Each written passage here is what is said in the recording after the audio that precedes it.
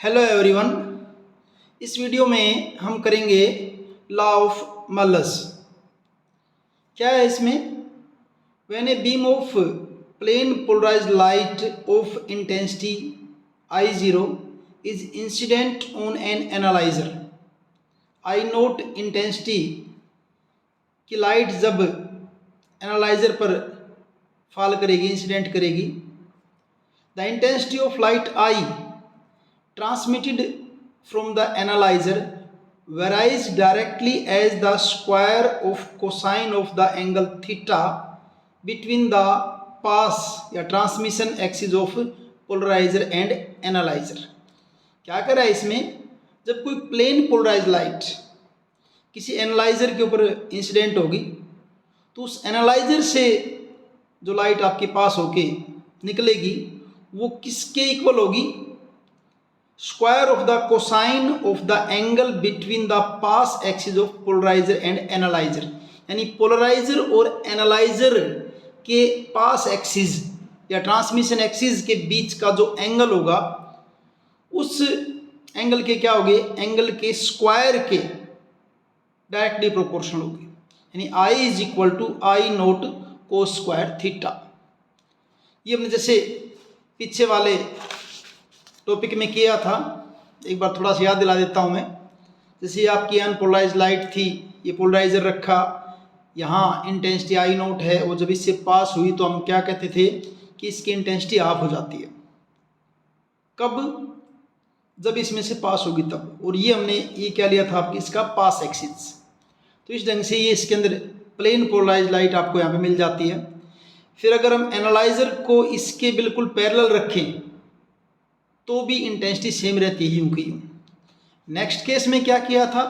जब पोलराइजर और एनालाइजर आपके 90 के एंगल पे कर दें, ये आपका पोलराइजर है, ये एनालाइजर है, यहाँ तो इंटेंसिटी वही थी, I नोट बाय 2 है, लेकिन जब इसमें से पास होगी तो इंटेंसिटी क्या हो जाएगी? 0 हो जाएगी। क्यों? कि अगर यहाँ देखें तो यहाँ पोलराइजर का पास एक्सिस और एनालाइजर के पास एक्सिस दोनों के बीच के एंगल कितना हो गया है? बीच का एंगल कितना? 90 का। और हमें पता है कि कोस 90 किसके बराबर होता है? 0 के। इसलिए यहाँ पे इंटेंसिटी क्या हो जाएगी? 0। We will not get any light, आपको कोई भी लाइट इसके अंदर से नहीं मिलेगी। तो यहाँ ये लिखा है कि वो जो एनालाइजर में से जो लाइट आपके पास होकर आएगी उसकी इंटेंसिटी किसके बराबर होगी? I naught cos square theta. कैसे करते देखिए इसको। थीटा क्या है? Angle between pass axis of polariser and analyser. मान लीजिए उन दोनों के पास एक्सिस, मैंने नीचे फिगर बना रखी है, ये देखिए, ये क्या आपका प्लेन ऑफ एनालाइजर और ये आपका क्या है? Plane of polariser. दोनों के बीच में एंगल क्या है? थीटा है ये। तो ये अगर दोनों के बीच का एंगल थीटा, बाकी बाद में करेंगे बात। जैसे ये आपका एम्पलीट्यूड है A, जिसके हमने दो rectangular component A cos theta और A साइन थीटा की फॉर्म में लिखा है, करेंगे इसके बाद। फिलहाल यहाँ से देखिए, A तो क्या है आपका? Angle between pass axis of polariser and analyser. I naught क्या है? Intensity of electric vector transmitted by polariser. यानी कि ये I नोट क्या है कि पोलराइजर में से लाइट पास होने के बाद उसकी इंटेंसिटी क्या होगी। और एक्चुअल में क्या है? वैसे तो लाइट क्या आपकी इलेक्ट्रोमैग्नेटिक वेव है, लेकिन यहाँ हम जब बात करें तो सिर्फ इलेक्ट्रिक वेक्टर की बात कर रहे हैं। ए क्या है? Amplitude of electric vector transmitted by polariser, amplitude हो गया। Amplitude A has 2 rectangular component. इस एम्पलीट्यूड ए के 2 रेक्टेंगुलर कंपोनेंट होंगे, ए कोस थीटा और दूसरा क्या आपका? ए sine theta.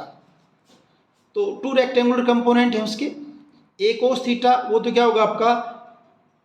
Parallel component to axis of transmission of analyser.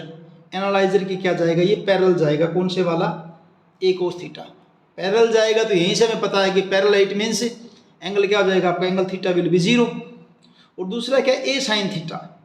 Perpendicular component to the axis of transmission of analyser. ये परपेंडिकुलर कंपोनेंट तो pass होएगा नहीं, तो यहाँ लिख भी दिया है only A cos theta will pass through the analyser. Analyser से सिर्फ ए कोस थीटा वाला ही कंपोनेंट जाएगा।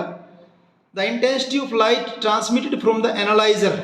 अब हमें पता है कि इंटेंसिटी जो होती है वो किसके प्रोपोर्शनल होती है? Proportional to square of component of amplitude. Amplitude जो उसके स्क्वायर के directly proportional. Transmitted by the analyser. तो आई प्रोपोर्शनल टू, अब एम्पलीट्यूड जो है, एम्पलीट्यूड जो कंपोनेंट क्या आपका ए कोस थीटा है, a cos theta, I proportional to a cos theta का स्क्वायर, या I is equal to K A cos theta का स्क्वायर। यहाँ पे क्या क्या है, के क्या है, कांस्टेंट ऑफ प्रोपोर्शनलिटी है के यहाँ पर, ठीक है। तो आई इज इक्वल टू, अब इसको खोला तो ए स्क्वायर को स्क्वायर थीटा, और I is equal to I nought को square theta for some value, K की वैल्यू 1, तो आई क्या हो जाएगा आपका, आई नोट यहाँ पे लिख दिया है, के ए स्क्वायर की जगह क्या आ गया आपका, आई नोट आ गया, लिखा है यहाँ पे क्या, where I nought is equal to K a square is the maximum intensity of light transmitted through the polariser, कि पोलराइजर से जो मैक्सिमम लाइट ट्रांसमिट होकर आती है वो किसके बराबर, आपकी आई नोट के बराबर है, किससे, पोलराइजर से। और ये मैंने आपको फिगर बताई थी, जैसे ये इनके बीच में एंगल है, ये इसके दो रेक्टेंगुलर कंपोनेंट हैं। अब स्पेशल केस देखिए इसके, स्पेशल केस में क्या है, अगर थीटा आपका 0 डिग्री हो जाए, थीटा 0, तो हमें कोस 0 का पता है, कोस 0 की वैल्यू 1 होती है, तो आपका आई नोट कोस स्क्वायर थीटा, यहाँ कोस स्क्वायर थीटा यानी इसको अगर आप करना चाहो तो क्या हो जाएगा, ये आई नोट और कोस स्क्वायर क्या कर दो आप 0 डिग्री, और हमें पता है कि कोस स्क्वायर 0 डिग्री किसके बराबर होता है, 1 के, तो आई इज इक्वल टू क्या हो जाएगा आपका, आई नोट हो जाएगा, I is equal to I nought. और अगर थीटा आपका 90 हो गया है तो कोस 90 की वैल्यू क्या है, 0 होती है, तो उस केस में I is equal to I nought और कोस स्क्वायर 90, और कोस 90 की वैल्यू क्या होती है, 0, तो इंटेंसिटी क्या हो जाएगी आपकी 0, कब, जब एंगल आपका 90 डिग्री का है। और ये हमने यहाँ पीछे वाले इस केस में देखा भी था कि जब आपके पोलराइजर और एनालाइजर दोनों आपस में एक दूसरे के परपेंडिकुलर हैं, ये एनालाइजर ये पोलराइजर है, जब परपेंडिकुलर हैं तो कोई भी लाइट आपको इसमें से नहीं मिलती है।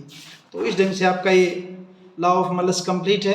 छोटा अगर क्वेश्चन आता तो यहीं तक अब कंप्लीट हो जाएगा आपका, ये डेफिनेशन दे दी, उसके बाद फॉर्मूला लिख दिया, कंप्लीट है। अगर कहता है कि इसको आप फॉर्मूला डिराइव करके दिखाइए तो फिर आपको सारा करना पड़ेगा। इस ढंग से आपका ये लॉ ऑफ मलस कंप्लीट है।